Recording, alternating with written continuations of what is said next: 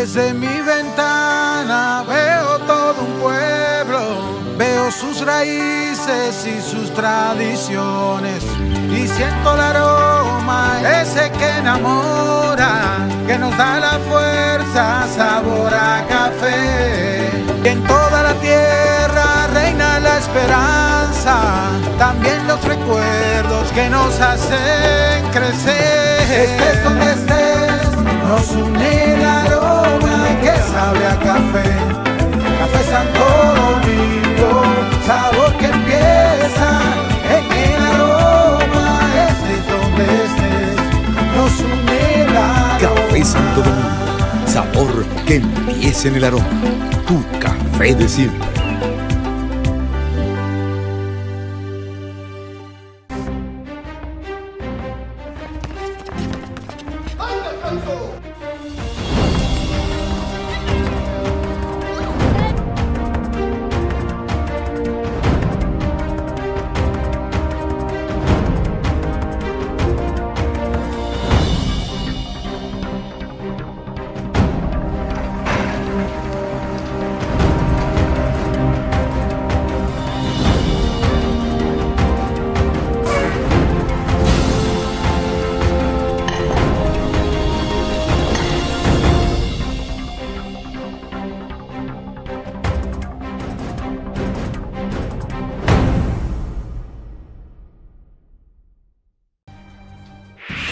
Las ciudades en nuestro país crecen, están vivas. Los túneles, pasos a desnivel, elevados y avenidas funcionan como grandes venas que conectan todo. Y como todo sistema, debe ser cuidado. En el Ministerio de Obras Públicas y Comunicaciones tenemos brigadas dedicadas exclusivamente para la limpieza de invernales, reconstrucción y construcción de alcantarillas, mantenimiento a túneles y elevados, trabajando de sol a sol las 24 horas los 7 días de la semana. Nuestra meta es cuidar la inversión que hemos hecho todos los dominicanos en estas obras.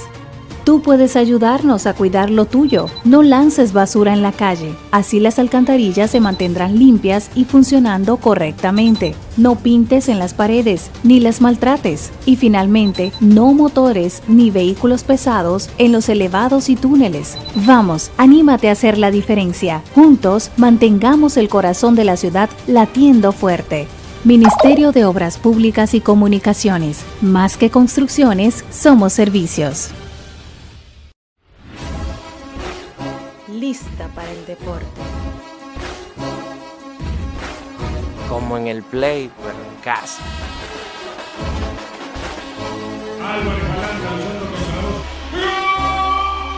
Para que lo escuchen hasta los vecinos. Celebremos con todo, por deporte. Plaza Lama, la super tienda.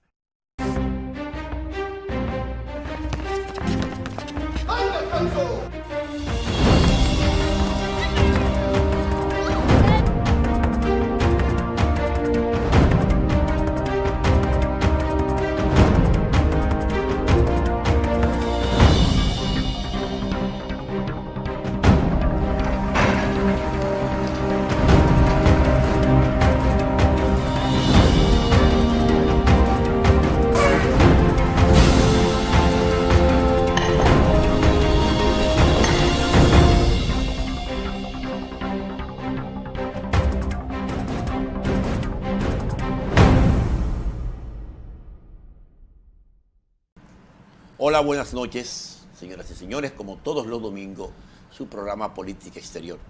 Hoy tenemos el grato placer de contar con la presencia del licenciado Giovanni Báez Aufan, director de la Escuela de Relaciones Internacionales y Diplomacia de la Universidad Católica de Santo Domingo. Bienvenido, Giovanni, a tu programa. Muchas gracias, muy complacido por la invitación. De hecho, mientras iba de camino me decía, bueno, ya finalmente una cita que va a ser cumplida, porque no habíamos tenido la oportunidad de coincidir y de hecho siempre he sentido una admiración por el programa. De hecho, considero que de los programas que tocan el tema de relaciones internacionales es de los que los toca en un contexto profesional. Muchas muy gracias. agradecido por la invitación, muy agradecido. Muy amable por tu presencia. Giovanni, acabamos de despertarnos con una noticia en términos políticos muy controversial, en términos de política exterior. Uh-huh. El sorprendente porcentaje que acaba de sacar el candidato de la ultraderecha brasileña, Bolsonaro. Eso da pie a una tesis que he venido desencadenando, desarrollando, comentando, analizando en este programa y que no siempre mis invitados coinciden con ella. En el sentido de que América Latina transita por un ciclo político. Un ciclo político que se conduce a la instauración de gobiernos conservadores en sustitución de los gobiernos progresistas. La gran mayoría ascendió al poder a partir del año de 1998, con la llegada del presidente Chávez. Y así sucesivamente. Ya lo había hecho la Concertación en Chile en 1990, que fue posiblemente el primero. Bueno, el presidente Leonel Fernández,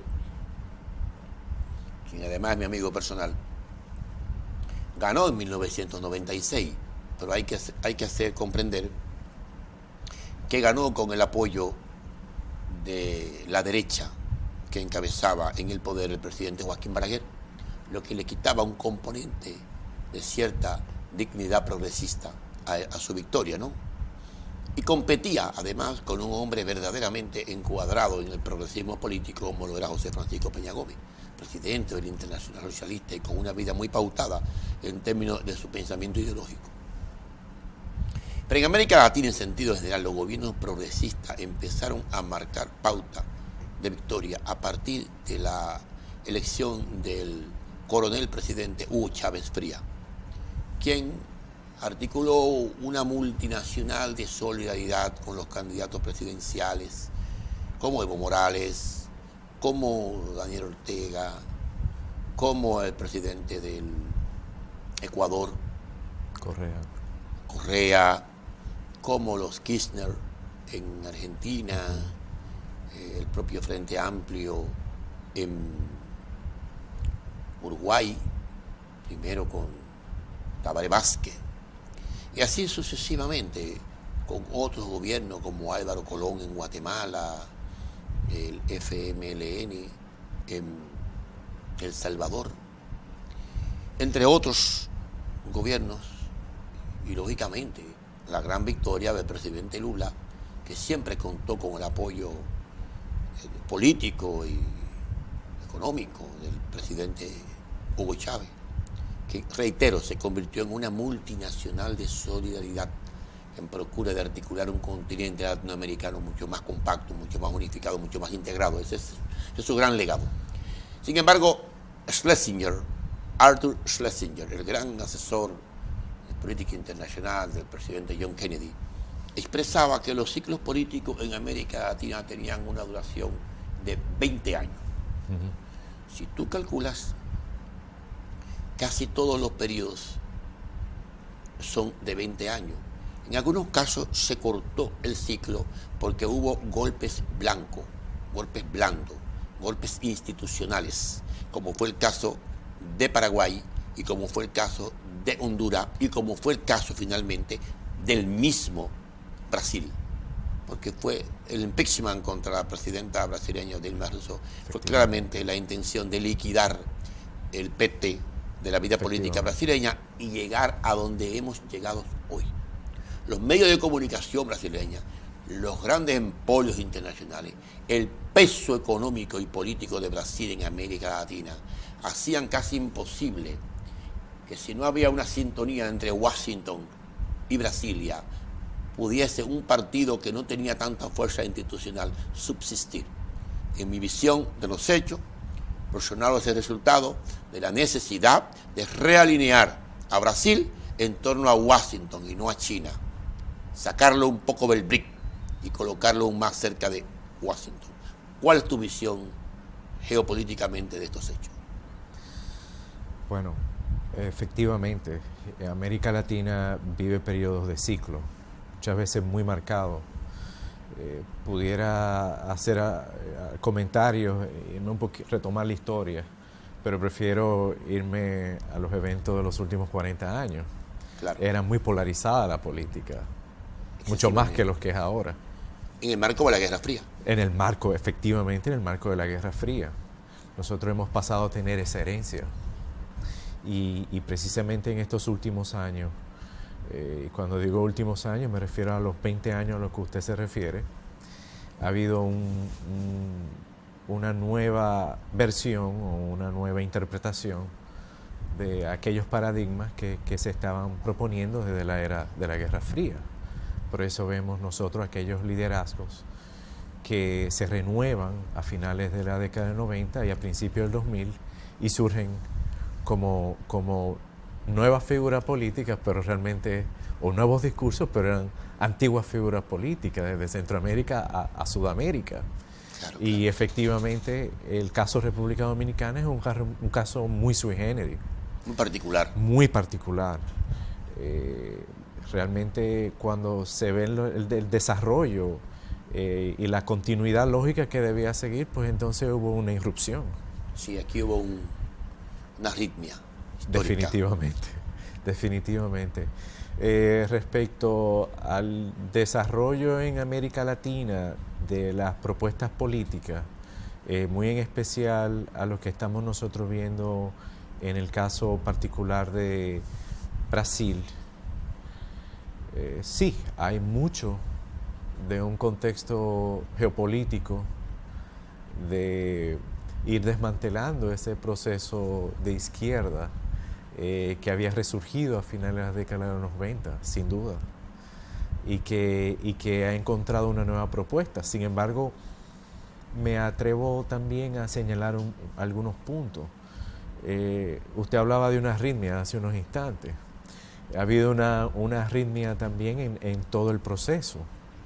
Los últimos 4 años Brasil se ha visto no solamente con estos escándalos, sino también con una serie de grandes retos en el contexto estructural del Estado, pero también de necesidades esenciales, en el caso del crecimiento demográfico, el caso de que Brasil, por primera vez siendo curiosamente el Estado con la mayor reserva de agua dulce del mundo, con sus ciudades que de repente se ven con deficiencia de agua, como pasó con Sao Paulo hace unos años atrás. Los retos son muy grandes.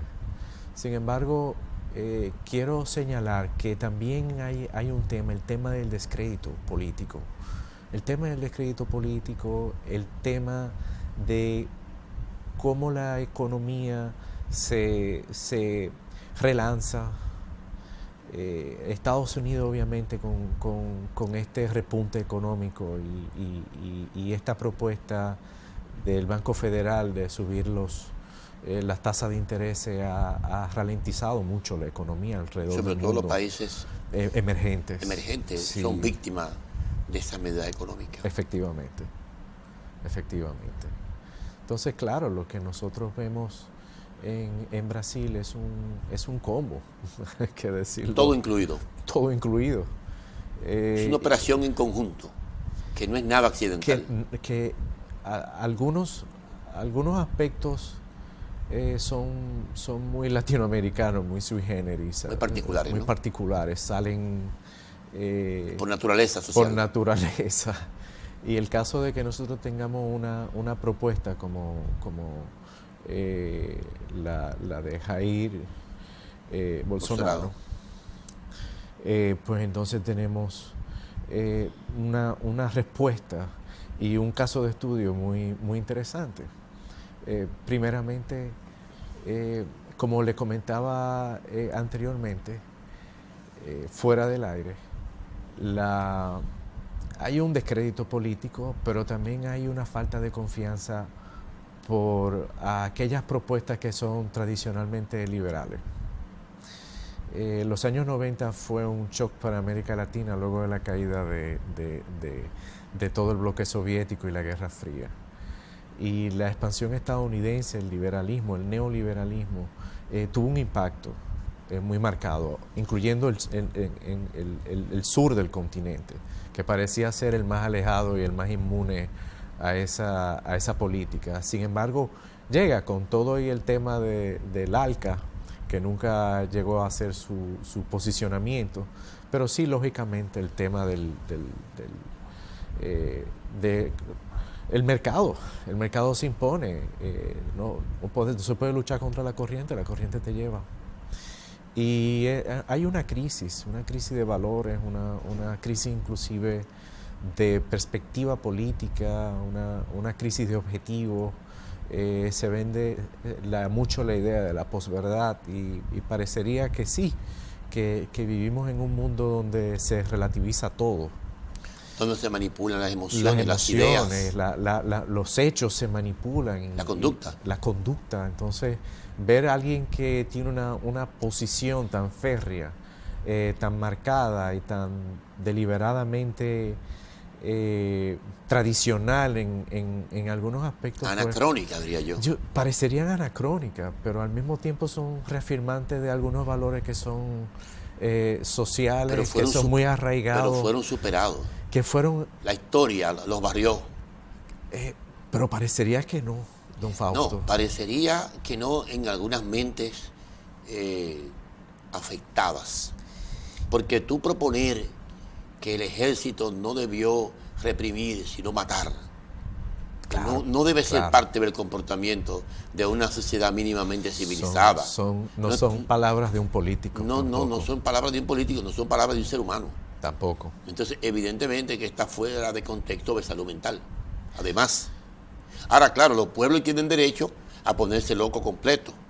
Alemania se puso loca completamente y eligió un hombre con tormentos mentales, Sin duda. que la llevó a la catástrofe. Claro. Y tú te preguntas, ¿cómo un país como Alemania, con ese nivel de desarrollo cultural, con ese nivel de desarrollo económico, político, pudo caer en manos de una figura con los tormentos mentales que tenía Adolfo Hitler? Y ese país decidió hundirse con Hitler.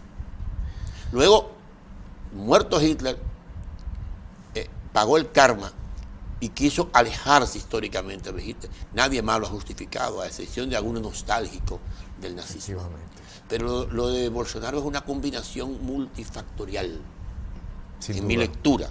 Sin duda. Manipulación de los medios de comunicación, errores de las fuerzas progresistas, debilidad institucional de Brasil en términos del sistema de partidos políticos. Brasil no tiene un sistema de partidos nacionales porque es un país continente.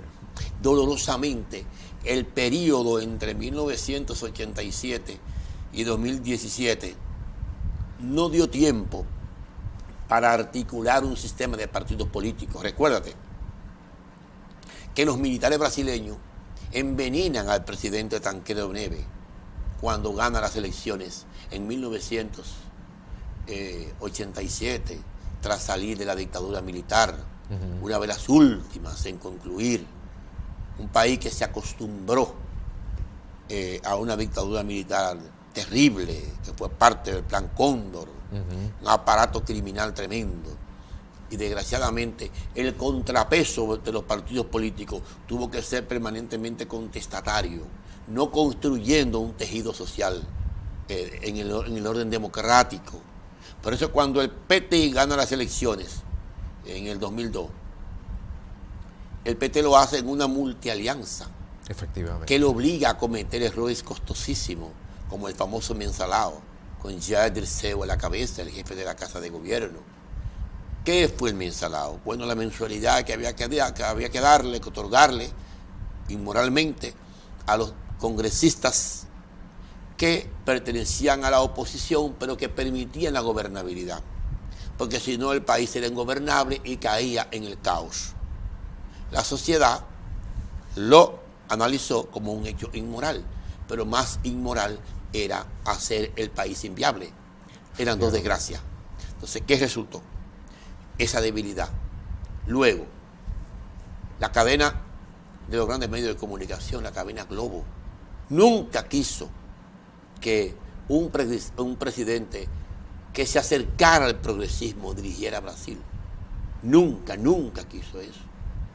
El propio exgobernador de Brizola, de Río de Janeiro, Leonel Brizola, que fue la única opción antes de Lula, fue víctima de la cadena Globo.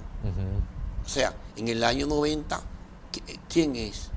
En el año 87, tras la muerte del presidente en una cirugía al estilo de Eduardo Frei en Chile, ¿quién es que gobierna? José Sarney, un hombre conservador. ¿Quién viene en el 90? Un presentador de televisión que también es víctima de un impeachment. Y así sucesivamente. Y luego viene un presidente que había sido de izquierda, pero que luego se volvió neoliberal, ¿no? Entonces, de alguna manera no dio tiempo a articular un sistema de partidos políticos en Brasil. La lucha por el poder no lo permitió. Entonces, debilidad institucional, debilidad en el sistema de partidos políticos, una derecha que nunca ha perseguido a un político de derecha, una justicia que nunca ha metido preso a un político de derecha. Nunca. Estamos hablando de la 10ª economía del mundo. Entonces, yo pienso que el grave error de la presidenta Dilma Rousseff cuando convocó el BRIC en Sao Paulo y el presidente chino anunció una inversión de 250 mil millones de dólares en América Latina, fue demasiado para que las fuerzas más duras del imperio soportaran esa provocación. Eso le cortó el poder a ella. Recuerdo que la acompañé en la segunda vuelta de sus últimas elecciones y ganó apenas por un 2%. Nadie se dio cuenta de que ya venía en caída libre el progresismo político en Brasil. Yo sí me di cuenta, claramente. Se lo comenté. Habíamos apenas 3 observadores del mundo entero, nunca lo olvido eso. 3 del mundo entero. Uno delegado del Partido Comunista Chino, uno delegado de la COPAL y nosotros. Y ahí estaba, por puro accidente también, el director del periódico El Listín Diario, nunca lo olvido. Entonces, pienso que la llegada de Bolsonaro es el resultado de una combinación, de un cóctel de circunstancias, pero de planes perfectamente diseñados por la derecha brasileña, por los militares brasileños, que nunca estuvieron cómodos con el PT, nunca le hicieron la digestión política al PT, a pesar de toda la prudencia que tuvo el presidente Lula. Y de hecho la consigna de ellos es, hay que resolver los temas del Estado como si fuese una guerra. Esa es la visión del ejército brasileño y de las fuerzas de seguridad brasileñas, sin entender que es un grave problema de inequidad social de las grandes clases dominantes. Es la segunda economía de América Latina, luego la norteamericana. Multifacética. País con una debilidad sistémica en su aseo urbano, en su salud, en su educación, en su propio racismo enfavelado que tiene. Sí. Ciudadano de la favela es un ciudadano inferior por su multiplicidad racial que tiene. Y que se demuestra con las últimas políticas de Estado en el contexto de orden público, que han tirado literalmente el ejército a las favelas. Claro, hubo errores. La presidenta Dilma Rousseff cometió errores. Nunca debió meter a Brasil en un mundial de fútbol y en una olimpiada. Eso fue una locura de vanidad. Yo se lo dije duramente a mis amigos del PT en el marco de la reunión del Foro de Sao Paulo. Ese lujo se lo dio Putin y se lo dio Xi Jinping en China. Entre los 3 gastaron 140 mil millones de dólares en 3 tonterías que ya pasaron. Aquí cometimos ese error también, en República Dominicana. aquí lo cometimos. De manera que, ¿cuál es tu enfoque? ¿Tú piensas que es irreversible la victoria de Joe Bolsonaro? ¿O tú piensas que puede ocurrir un milagro político, un reencuentro de los sectores más progresistas, más clarividentes de la vida política, que derroten esa maquinaria? En política nada está escrito. Para mí es una máxima. Nada está escrito. Sin embargo, comprender el comportamiento de una multitud, sobre todo cuando se habla de una crisis de valores y un desprestigio político, hacer una propuesta de un político que ha sido más un pirata de la política que un político de una carrera, de una trayectoria dentro de la consecuencia de uno o dos partidos, una línea específica. Cualquier cosa puede pasar. ¿Tú crees que en Brasil hay un voto de venganza?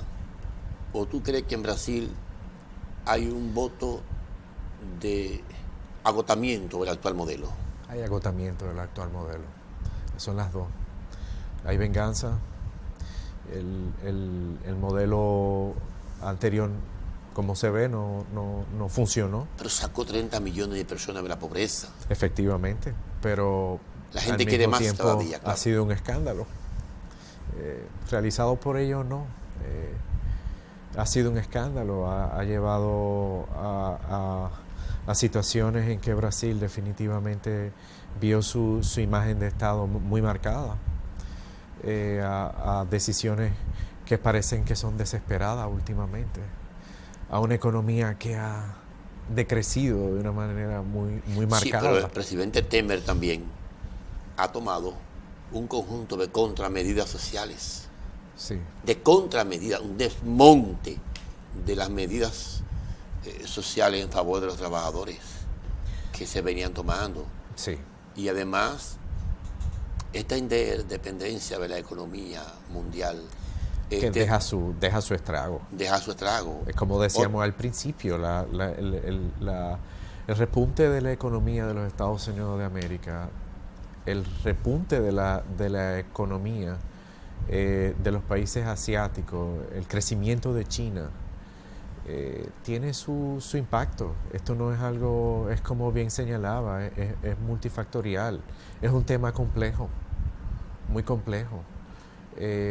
Pocos recordamos, por ejemplo, y lo pongo un poquito a distancia, pero pocos autores o economistas o internacionalistas recalcan el tema, pero si nosotros vemos el auge de los estados asiáticos en los años 90, los famosos tigres asiáticos, los famosos dragones, viene el descenso en los años 90 y el repunte, bueno, a finales de los años 90, el repunte hacia el 2000 y crea unas economías que tienen excedente y ese excedente necesitan llevarlo, invertirlo en alguna parte.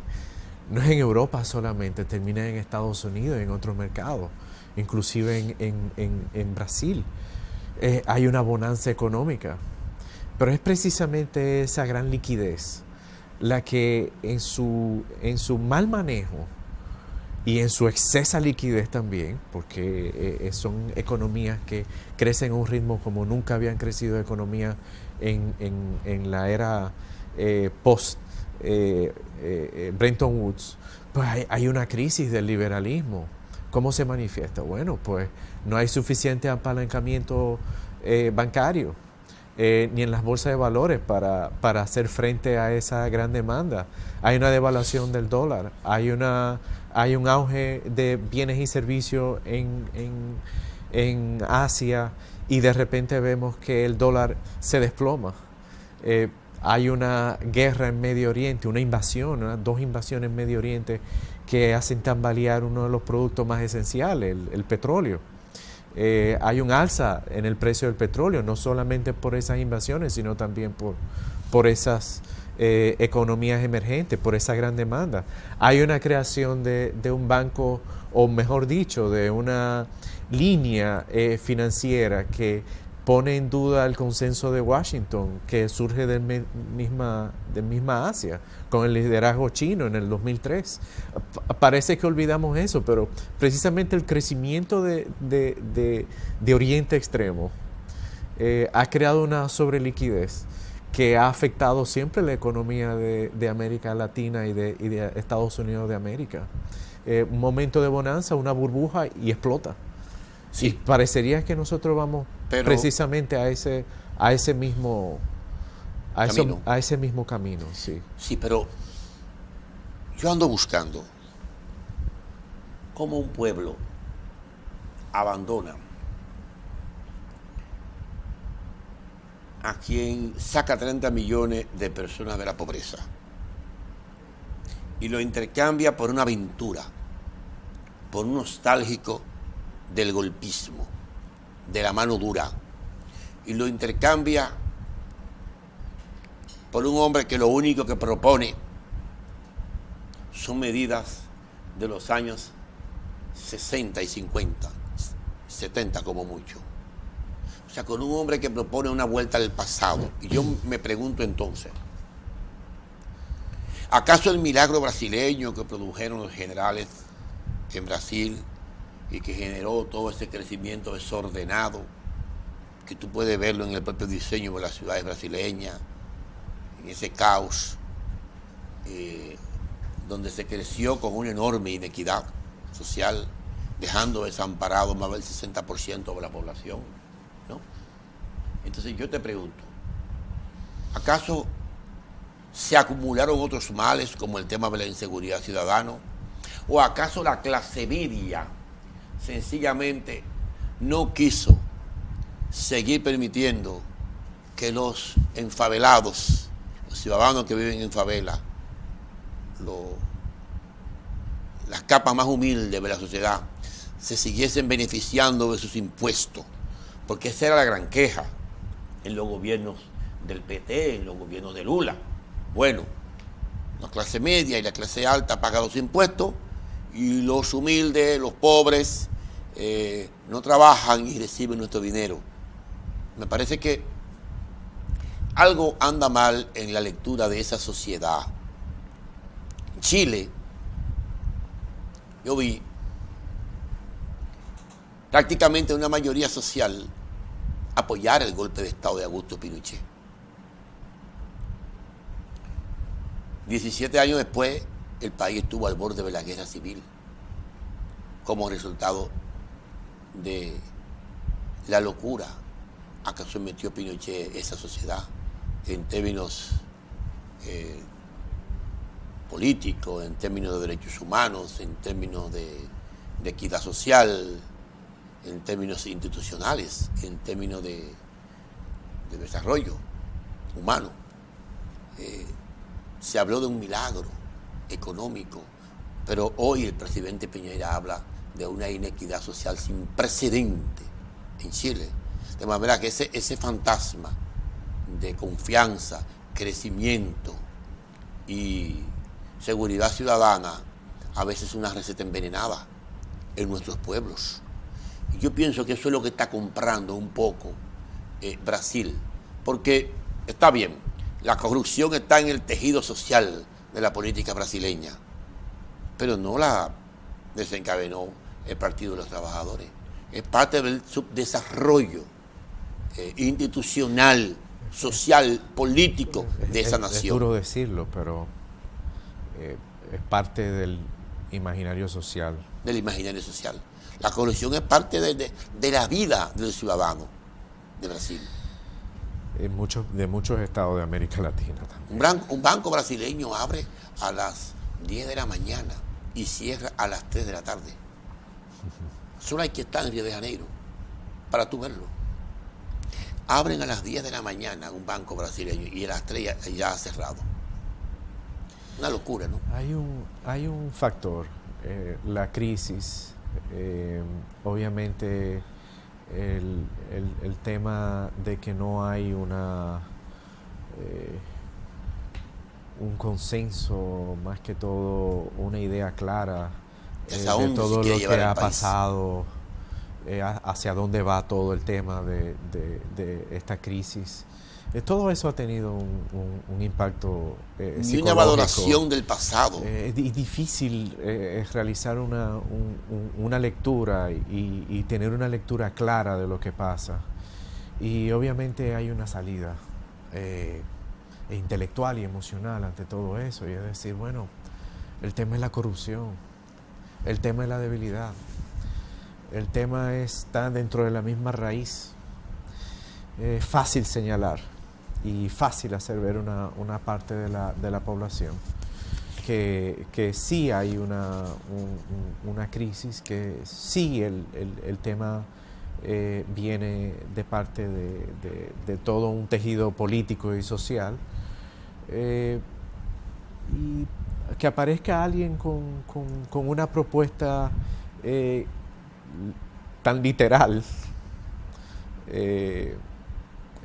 es muy atractiva en una época, como decíamos al principio, donde hay retórica, donde existe tanto relativismo, donde existe en la población joven una falta de memoria, o mejor dicho, no vivieron esos años de dictadura,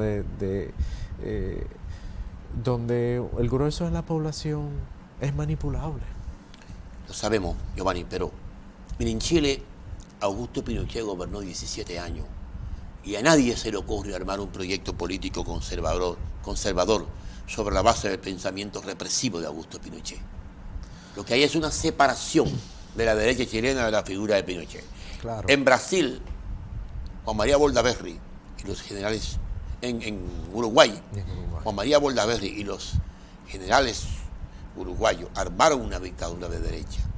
No se le ocurre a la derecha uruguaya rescatar la nostalgia de los militares golpistas de Uruguay.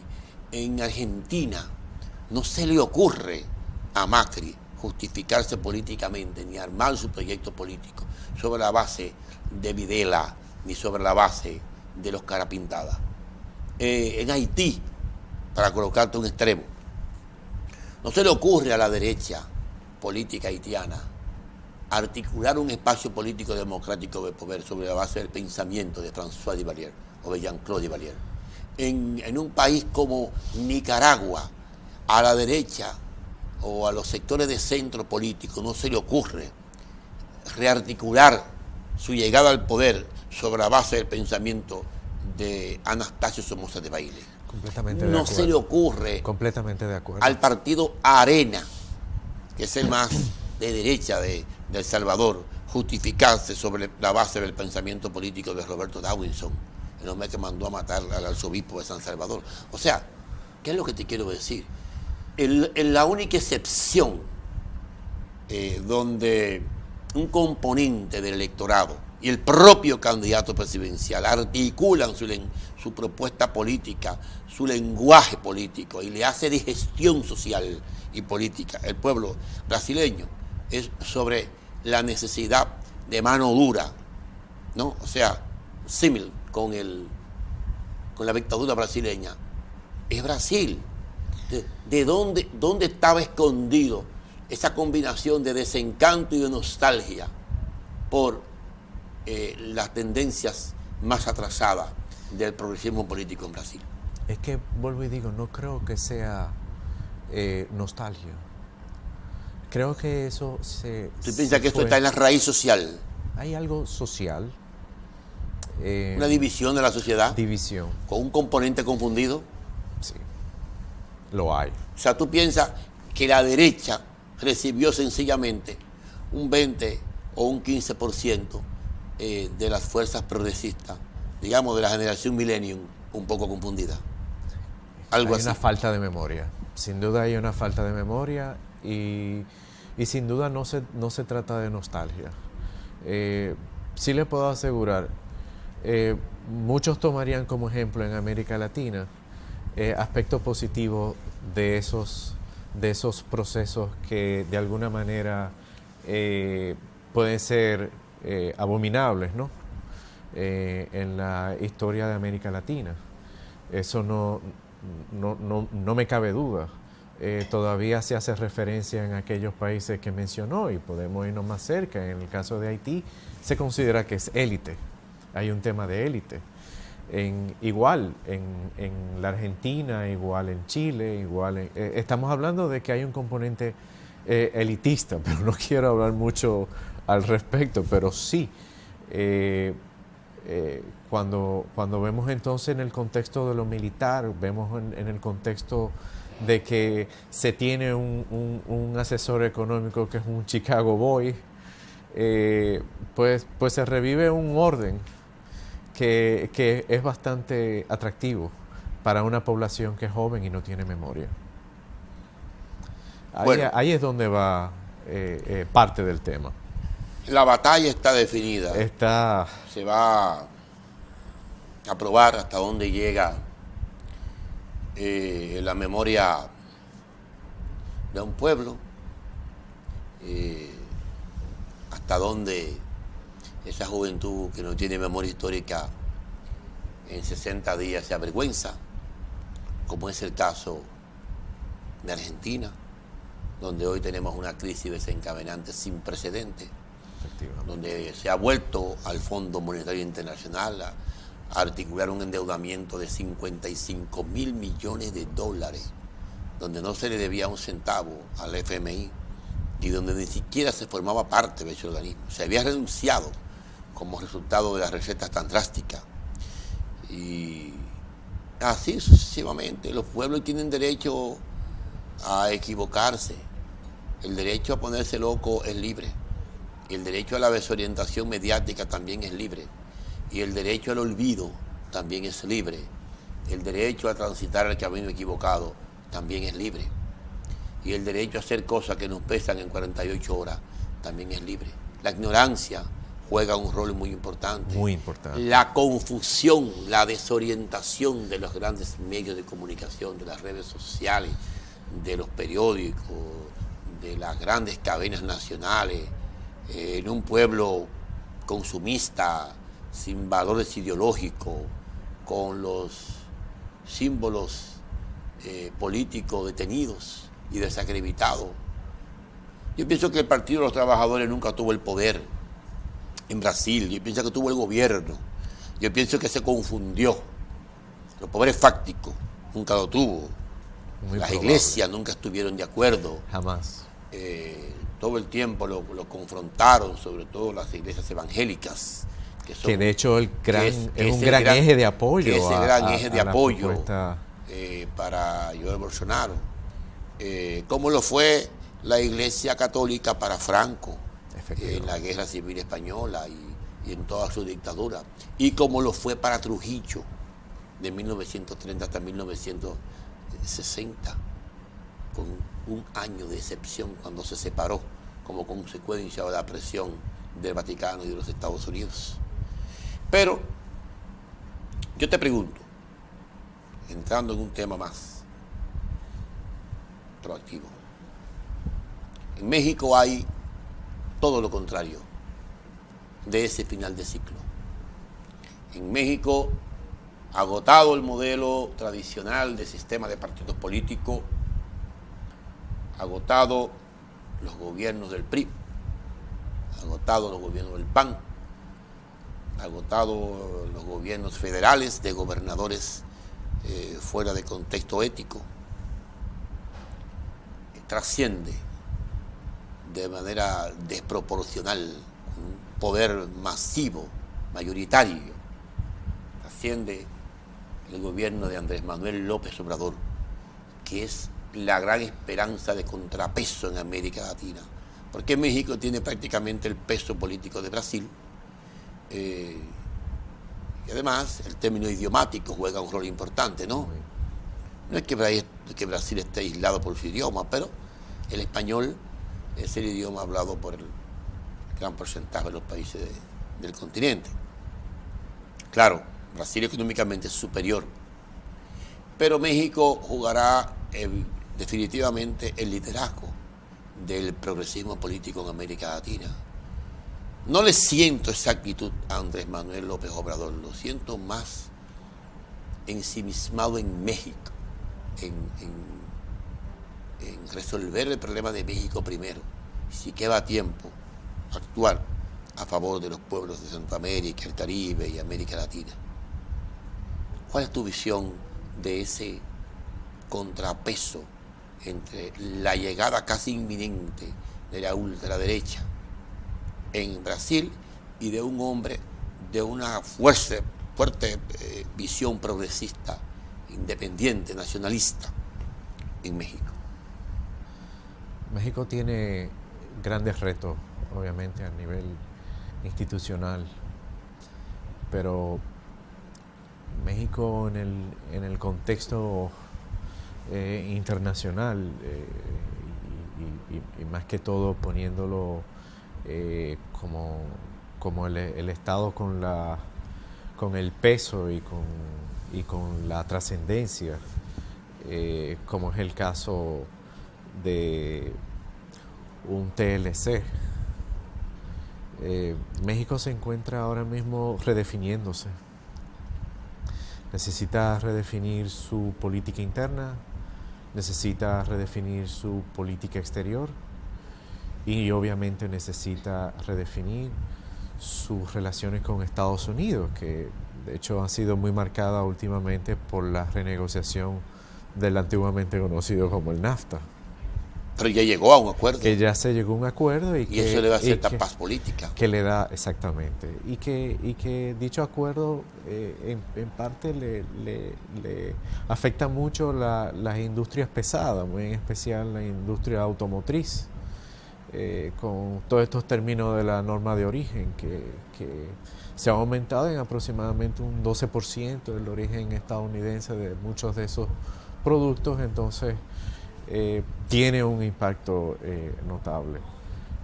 Sin duda la economía de México se verá fuertemente impactada por esas decisiones, por esas negociaciones.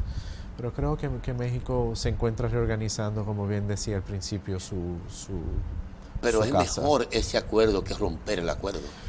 El acuerdo creo que estaba para quedarse. Claro. La institucionalidad que se desarrolla en un espacio de 24 años no es para uno agarrar un hacha y tumbarlo como un árbol y hacer leña. Había raíces muy profundas. Tiene raíces muy profundas. En la interdependencia del propio acuerdo, ¿no? Claro está. Y va a afectar mucho a ambos países. Creo que Trump asustó a todos cuando decía que... La clave era negociar en condiciones más ventajosas. Exactamente. La clave era romper ese déficit de $100 millones al año a favor de México. De eso se trataba, ¿no? Y que creo que... Y qué interesante que retomando un poco lo que hablábamos al principio con la expansión geopolítica de Estados Unidos de América, tan pronto termina la Guerra Fría con los TLC, vemos cómo de nuevo regresamos al tema de los TLC y hablamos cómo precisamente se está renegociando todo y cómo eso inclusive puede afectar la sinergia entre el Caribe, Centroamérica y Estados Unidos de América en el contexto de República Dominicana inclusive. Sé que me estoy alejando un poco con el tema de México, pero... Trump acaba de definir realmente cuál es su tendencia política. Efectivamente. Claro, Trump es un candidato en reelección. Cuando un candidato político está en reelección, lo que anda es sumando votos. Sí. Y los ejes centrales de su propuesta no quedan definitivamente marcados, porque en principio actuó como alguien que se iba a cerrar al mundo, no como alguien que iba a abrir la economía norteamericana, alguien que regresaba a las viejas tendencias conservadoras en términos económicos, ¿no? Sí. Sin embargo, hace un pacto, redefine un pacto con Canadá y con México, inicia un proceso de confrontación con China, toma un conjunto de medidas terribles contra Irán, se mete en una guerra más mediática que política con Rusia y empieza a actuar con fuerza contra Turquía, debilitando su moneda y bloqueando su peso sobre el Medio Oriente, tras el pacto de Turquía con Irán y con Rusia, ¿no? O sea, la geopolítica en pura acción. A África la abandona completamente y no le pone el ojo en ningún momento, pero hacia Asia sí mira con interés y hacia América Latina. ¿Dónde mira hacia América Latina? Brasil. ¿Dónde mira hacia Asia? China. Anda buscando un reposicionamiento completamente del rol de los Estados Unidos. Yo pienso que sería interesante escuchar tu enfoque. ¿Cuál piensas tú? Ya que estamos en la etapa final del programa y el televidente valorará en esto. ¿Cuál piensas tú que será la política de los Estados Unidos hacia Venezuela luego del posicionamiento de Jair Bolsonaro en Brasil? Eso no crea de alguna manera un total control de la derecha en América Latina, digamos Brasil, Colombia, ¿no? Chile, Perú, y así sucesivamente en las grandes naciones. ¿Cuál piensas tú que sería finalmente la estrategia de este caballero? Porque no puede dar un golpe blando en Venezuela, porque los poderes fácticos están bajo control. Poco probable. Es una pregunta que abre muchas aristas. Para mí el año 2013, en el contexto de la comunidad internacional, es el año de la inflexión. ¿Por qué el 13? Porque el año 2013 vemos las reuniones del G20 y la propuesta china, la reunión del BRIC en Sao Paulo. Y las reuniones BRIC en Sao Paulo. Y por otro lado vemos la propuesta del presidente Barack Obama respecto a Siria. ¿Respecto? A Siria y la acción humanitaria. ¿Tuviste la primavera árabe? Me refiero al uso de la figura ante el Consejo de Seguridad de hacer una acción humanitaria en Siria y la oposición férrea de China, pero sobre todo rusa al respecto, que fue muy esencial. El mensaje fue: no puedes ser más policía del mundo, no tienes el valor ético ni moral para hacerlo. La época de interpretación de lo que es la intervención humanitaria se acabó. No más Libia, no más Irak, no más Afganistán. ¿Por qué digo esto? Porque hay un elemento que para mí es primordial como observador y estudioso de los temas. Ya la comunidad internacional no puede apostar a ningún tipo de intervención como se hacía, como se llegó a hacer, el último caso, Libia. Digamos el unilateralismo. O ese unilateralismo política. Ya no existe. Bueno, pero lo hizo Rusia. Lo hizo Rusia recientemente, pero ¿hasta qué modo? ¿Cuál fue la modalidad? Está bien, pero tenemos que concluir el programa. Lo único que tiene que quedar claro es lo siguiente: la base naval que conecta a Rusia con el Mediterráneo está en Siria. Tartus, sí. Desde el punto de vista estratégico era imposible para Rusia, en términos de geopolítica, ceder a Siria. Tuvo que jugársela toda. Yo pienso que ese era el punto de inflexión o el muro de contención que hacía a los Estados Unidos evitar una confrontación directa con Rusia en el plano terrestre. Sin embargo, la respuesta rusa y china y la actuación desde el 2013 a la fecha deja claro que ya son actores que no están tras bastidores, Claro. sino que ya están Bueno, en el mismo espacio. Bueno, es que el escenario los condujo. De todos modos, No, realmente, nosotros debemos pensarlo de la siguiente manera: son fronteras imperiales. fronteras imperiales, exactamente. De todos modos, estamos condenados a tener que concluir el programa. Ha sido un placer conversar con el director de la Escuela de Relaciones Internacionales de la Universidad Católica de Santo Domingo. Será hasta el próximo domingo cuando volveremos con su programa Política Exterior. Muchas gracias y hasta la próxima.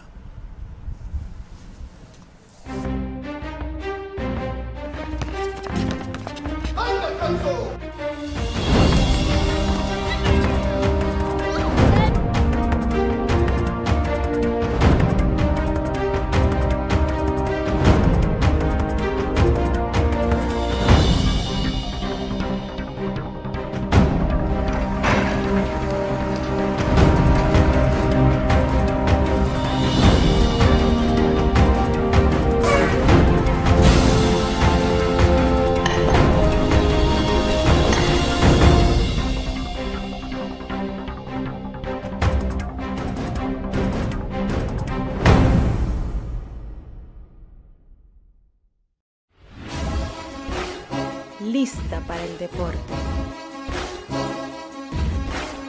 Como en el play, pero en casa.